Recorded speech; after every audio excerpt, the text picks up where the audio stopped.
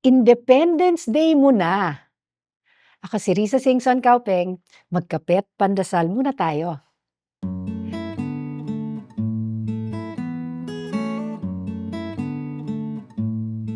Today, the 4th of July, America celebrates its Independence Day.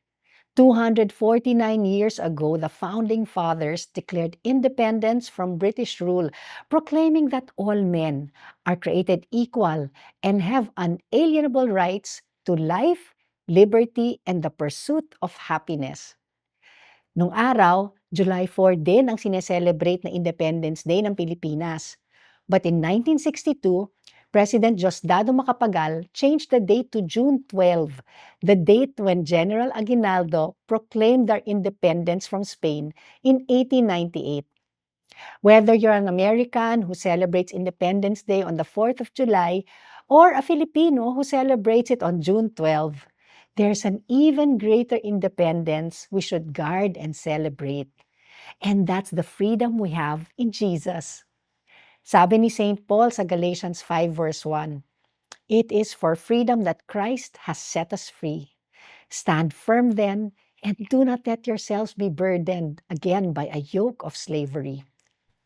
Kung ipinaglaban ng ating mga bayani ang ating kalayaang pampulitika upang makapili tayo ng ating mga pinuno at mamamahala ng ating lipunan, yung kalayaan na binigay sa atin ni Kristo ay ang nagpapalaya sa atin mula sa ating mga kasalanan.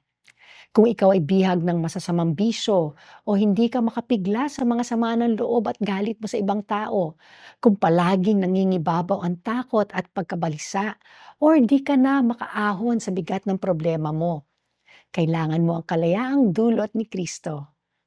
Huwag ka nang magtiis.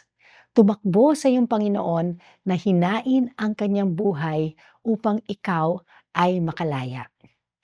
Let's celebrate our Independence Day from sin and spiritual bondage.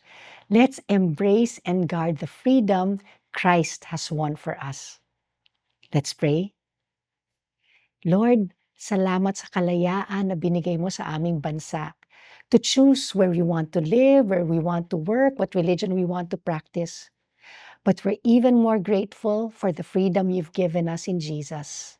Help us to live as truly free people, free to love, to serve, and to glorify you. Amen.